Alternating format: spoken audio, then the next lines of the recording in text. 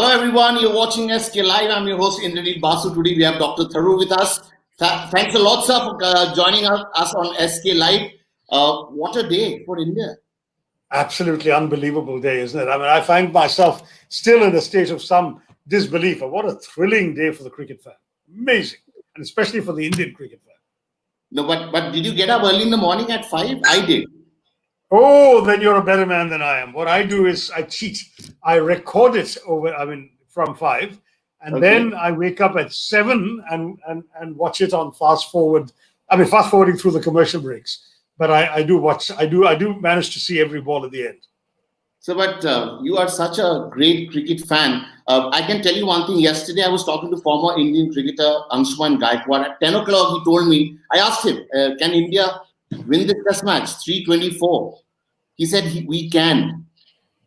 Oh, good for him. I tell you, when we lost those 20 overs, 25 overs or so because of rain yesterday evening, I thought that knocked it out, because in a test match, scoring at 4.5 and over is never an easy proposition, right? I mean, even though scoring rates have accelerated with the onset of ODI and T20 cricket, the fact is this is the Gabba, a paradise for fast bowlers. It's a fifth-day pitch, and even on TV, there are so many cracks visible on the pitch. The ball could shoot off in any direction. I thought expecting our team to chase 328 in a day. And remember, in the entire series, we haven't made 320 in a day anywhere. So I said, how can we expect a victory? So I said, either draw or defeat. But I said, if somehow Rohit gets going along with Gill and makes a big opening partnership, maybe there is a prospect then of victory. And then when Rohit got out, my heart sank, and I said, now it's only draw or defeat. And let's see what happens, whether we are able to last for a draw. But then these guys just performed miracles. It was astonishing. Yes. And what was really special was also Pujara taking those 10 blows on his body. Test cricket is not about I mean, that is so true, because when you think in terms of what this team had to go through, the injuries, the disappearance of their captain with his paternity leave, the unexpected pitch forking into the side of young and inexperienced players. Absolutely. When you saw the team going through all of that, and then you found that they come in, they had all the bad luck possible in the fourth innings in Adelaide, when everything that could be nicked was nicked, every catch that could be taken was caught. One must have thought at the end of that drubbing in Adelaide that this team is toast. We remember all the so-called experts who announced that it was going to be a 4-0 defeat in the series for India, right? All these former cricketers, Englishmen, Australians, and so on. And these chaps picked themselves up. Ajinkya Rahane, in his quiet, understated way, molded them into a team of winners. They won Melbourne convincingly. They fought gamely. I mean, Vihari with a torn hamstring, Ashwin with his back spasms, somehow managed to survive taking body blows. They drew the third test. And in the fourth, there is Pujara taking hit after hit after hit on all parts of his anatomy, including at one point, I thought he'd broken a knuckle or a finger. You remember the time when he was in such visible agony that he collapsed on the ground. And yet he carried on. I mean, the guts and gumption these guys showed. I'm just in awe of the spirit of this team. Is this the biggest test win? You've seen so many test victories. Is it the biggest in your book? Indranil, for my generation, it is difficult to eclipse 1971, when we beat the mighty West Indies in the West Indies and the haughty England in England. And I must say that many of us thought that was the acme, the greatest moment of cricketing glory that we had ever expected to see in our lifetimes as Indian fans. Then the World Cup '83, when we won that. Again, so when there's a first of a kind of victory, it is always special. Now, we did have an earlier series victory in Australia, so this wasn't a first. But that was against an Australian side where they could claim we were depleted, we didn't have Smith and Warner, and of course, Labuschagne had not yet emerged. Now we are world beaters, try and take us on. And we faced Australia with the strongest bowling attack in the world. Yes. With the best bowler in the world, Pat Cummins, by far number one on the bowling list, Absolutely. in prime form and fitness, with Warner, Smith, and Labuschagne all playing. And we managed to defeat them with a side where we had so many handicaps, so many people injured that in the first 11 in the first test match, 7 were not playing in the fourth test match. Now that is unbelievable. And so it is not that the victory alone and the scoreline alone is what makes it special. It's the way in which, despite these incredible challenges, the team came through. That's what makes it special. And if I can say one more thing, Indranil, I've tweeted this also. I just want to pay a special tribute to Ajinkya Rahane. He's, of course, captained India 5 times. He's never lost. But what is particularly striking about his captaincy is that he took a team of people being dismissed as no-hopers, including some raw, inexperienced players, and he molded them into a team of winners. And he did so in a quiet, understated style. No flamboyance, no flash and flare, no thumping of his chest, no shouting visibly at players, nothing. Just quietly took them together. And what I thought really clinched it for me was when he was presented the trophy for having won the series. He called the entire team over to join him, and he handed over the trophy to the most junior member of the team, Natarajan, to be the first one to hold.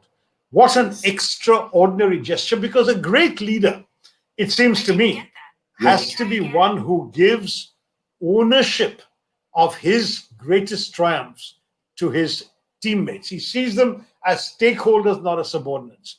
And that Ajinkya Rahane did. And to my mind, I think this was absolutely a glory moment for Indian cricket. I am just so pleased and proud of it. Yesterday, I was a little surprised when likes of Ponting were quoted as saying in the media that Indians will break up at some point because they have been really resisting a lot of pressure. But I mean, how? I mean, they are big players, and how do they make such judgments before the thing is actually not over? Well, I mean, the thing is that yes, it's not over, and in some extraordinary ways, it is over because that moment of climax is now behind us. We will relish it and savor it for time to come. I do want to say that if I were to look back on many of the things about this victory, as somebody who happens to be in the world of politics, I have to say I wish that we saw this kind of leadership in our politics. I wish that we saw this kind of team spirit in our country. What is for me the most memorable thing about this is watching what India can be when a group of people come together collectively, when it's never about me, but about us, about the country, about the collective, and the team has to go forward and win. I wish we could have more of that in more domains of our life and work in our country. So what we've seen from outside, when Virat is captaining the side, he often sees a Pujara should bat like Virat. He expects that as a captain. But, a captain like Rahane allowed everyone to, go and, be themselves. That's so important in any sport, whether it's cricket. Yeah. That's right. I mean, I think that what was interesting is a different style of this. I mean, when Pujara said to the interviewers after the match that Rahane told him, you just play your own game. I will try and push the scoring rate to give ourselves an outside chance. That's a selfless action by a captain, but it's also a supportive action to his teammate. He knows that Pujara is at his best by leaving balls that other batsmen would try and hit. Yeah. Equally, he never told Pant or others, don't go for it. It's very interesting.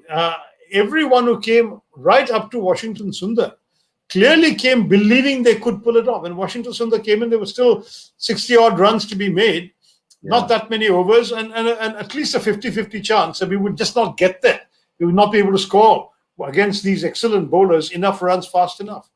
But they went for it. Think of the confidence and the guts that have been instilled in them.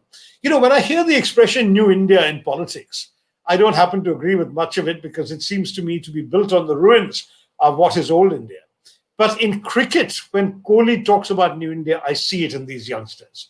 I see it in the story of a Mohammad Siraj, the son of a rickshaw driver in Hyderabad, dirt scrabble poor, whose cricket is what enables his family finally to be able to afford their own home, for his father to give up pulling a rickshaw. Then his father dies at the beginning of the tour, and this heartbroken young man says, no, I won't go back for my beloved father's funeral because his dream was that I should play for the country and bring glory to the country. I want to do that. Even though he had not been picked for the first test, but he wanted to do that. He stayed on. And look at him. He becomes the highest wicket taker on the tour for the Indian side. Or look at Natarajan, from a really poor village, far, far away from urban life and all the familiar things of color television, watches of matches on cricket. His village is 300, 400 kilometers from Chennai, I'm told. He grows up there.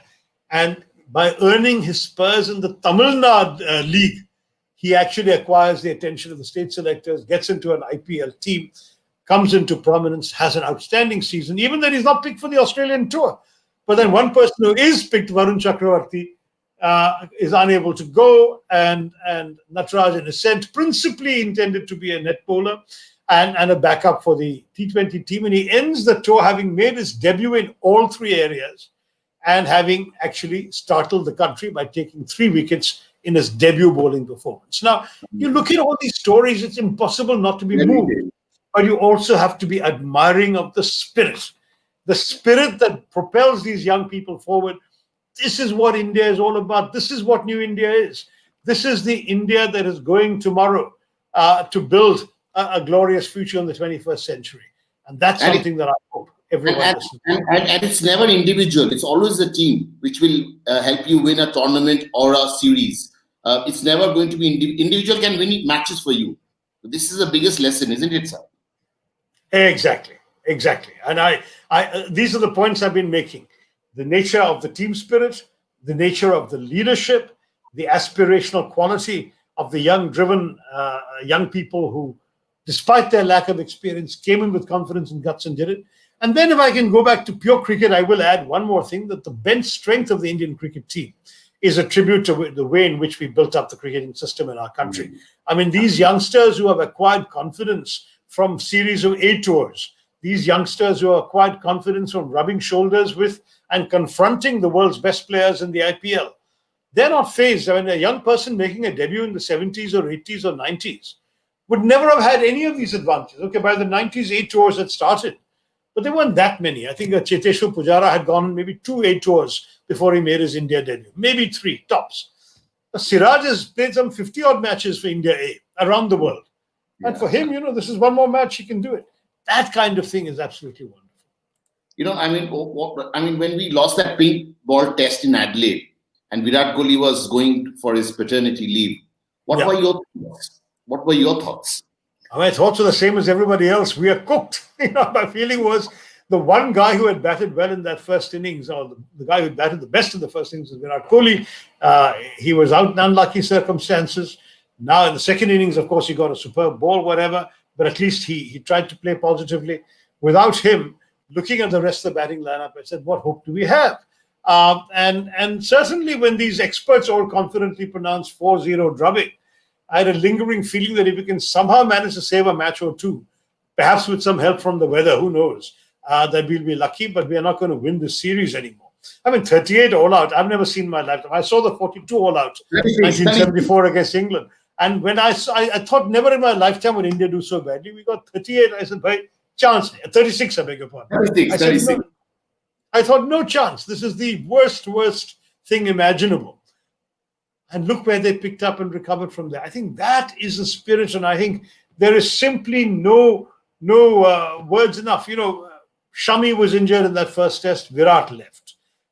Prithvi, who had been such an exciting talent and had done so well, suddenly had developed this, frankly, surprising new weakness outside the off stump.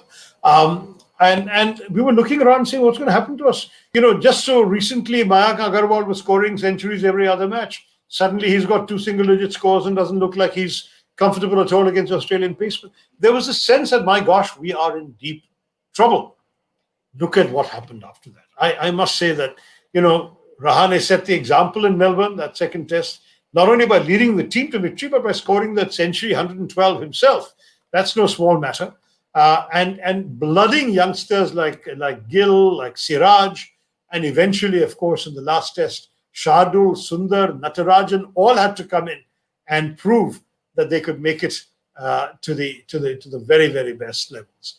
I just feel so much admiration. I'm really at a loss for words to say the same thing over and over again that everyone is thinking, but there you are.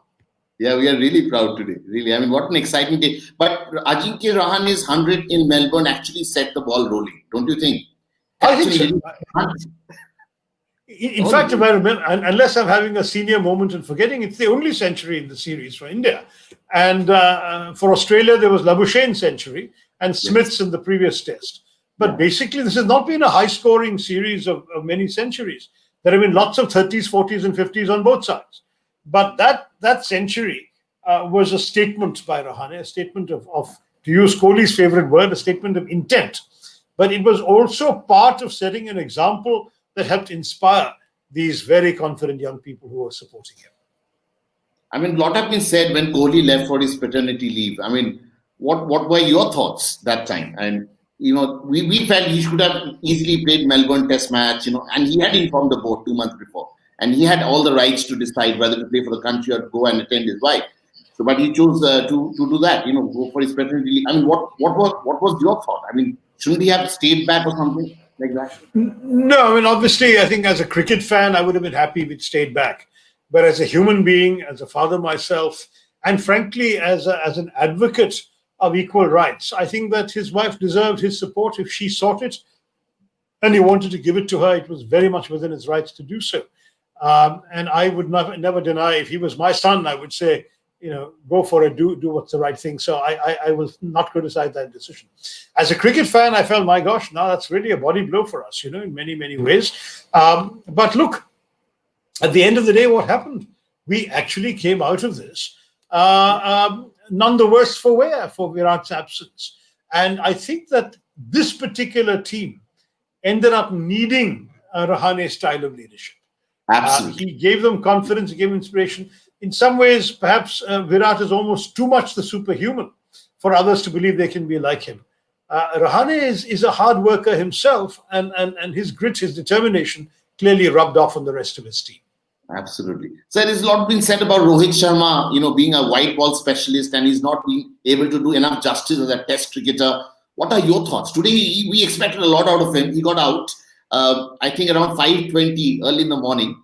And I thought, we're going for a draw. But fortunately, what are your thoughts on Rohit Sharma? I had the same feeling when I saw Rohit's dismissal. But I will say that Rohit is somebody I've been admiring. I first saw him playing for Mumbai in the Ranji Trophy. And I saw a couple of sublime knocks by the guy. And I said, this chap is going places. There's something so effortless and magical about his batting. I also saw him getting out cheaply with some careless shots. I'm still talking Ranji Trophy level. And I said, of course, but these are flaws he'll iron out, etc. I have never understood the gulf between his test performances and his one-day performances. The Rohit Sharma who can batter the best bowlers in the world into submission in one-day matches and T20s. Why does he suddenly become shell-shocked in test matches? I don't know. I think the key has been now to give him the freedom to open, because his habit of taking a few balls to settle down is perfect at the opening level. It makes him look more at a loss if he does that in the middle order. And then once he gets going, I thought that 45, there wasn't a false note until he got out. I mean, it just looks so sublime and silken smooth and effortless, those strokes of his. And you thought, my gosh, it's like watching poetry on a cricket field, right? And then, of course, he does one ungainly shot for which he's cramped for room and he gets caught. So I just think that the talent is so great you can't leave him out. I think as long as he is fit enough to play, which has been another issue with him, I would play him even if he gives us these maddening cameos where he gets out too early for the wrong reasons. Today's dismissal was not really his fault. It was an outstanding delivery, which he had to play. But the earlier dismissal in the first innings is what I was referring to. Doesn't matter. I think I would rather take the occasional wonderful knock, which he's given us also as an opening batsman. And I would never allow anyone to forget his first 2 centuries in his first 2 test matches. Didn't everyone say, my God, we found a star? Well, you may say he never lived up to it thereafter, but I think he's now got a new lease of life. This is his second innings as an opening batsman. Give him time. I expect the best out of him against England, in India, and I'm hoping that he will carry on in this vein. Plus, of course, in the white ball game, he may be the greatest one-day batsman ever and the greatest T20 batsman beyond dispute. I say maybe for ODIs because people still swear by Viv Richards. though Rohit's numbers are better. But in T20s, because Viv has never played T20s, I would say that Sharma has no peer, no equal. I was quite impressed with Gill also. Shubman Gill is quite an opener. I mean, he's Beautiful. got a right. I thought it was very interesting that they chose to persist with Gill as an opener even after admitting Mayank into the 11, because Mayank is somebody who's opened all his life, and Gill has only recently started opening for his state team and, of course, for India. As you remember, when he made his ODI debut for India, it was at number 3. And it's just that he has become an opener. He's comfortable with this cello. And then he did so well in his second and third test matches, the 45 and 35 in one, the 50 in the third match. I'm sure that the selector said, no, he looks so comfortable and natural in that slot, let him continue to do it. And I'm very glad they stuck with him, because he is truly awe-inspiring. There's so many things about him that are magnificent to watch. But one of the things that most impressed me about a 21-year-old is that air of calm and confidence. There is no nervous energy around the guy. There is no tick. There is no sign of uncertainty. There is no exaggerated gesture. This is a guy who acts like he's got a very old head on his shoulders.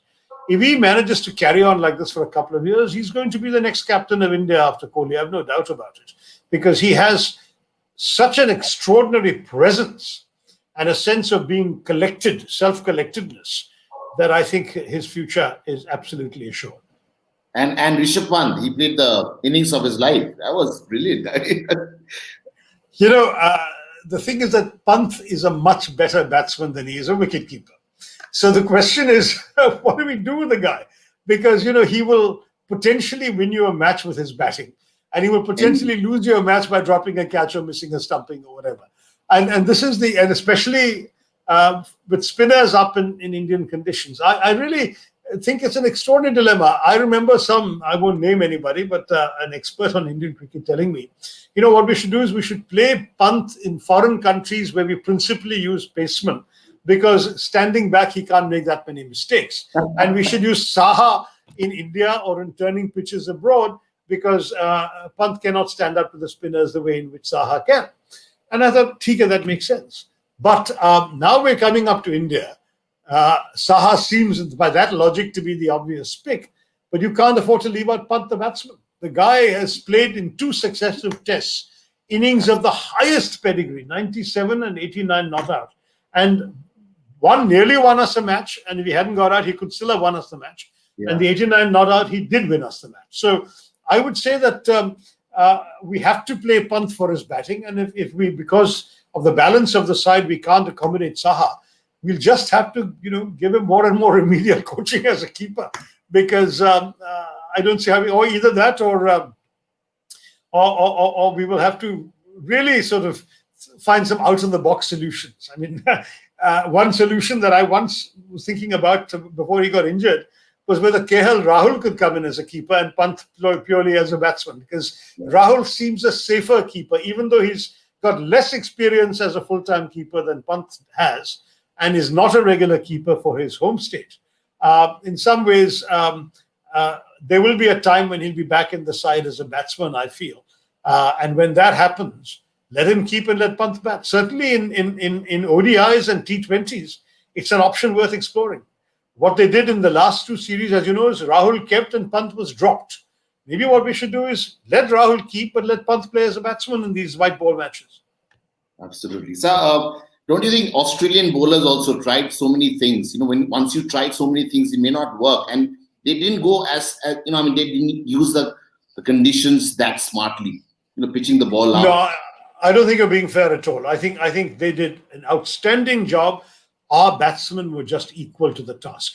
Frankly, even though I'm a great admirer of Ashwin, I thought that with Lyon, every ball Lyon looked like he could take a wicket. Whereas with Ashwin, there were balls that took wickets, but there were very many balls that didn't.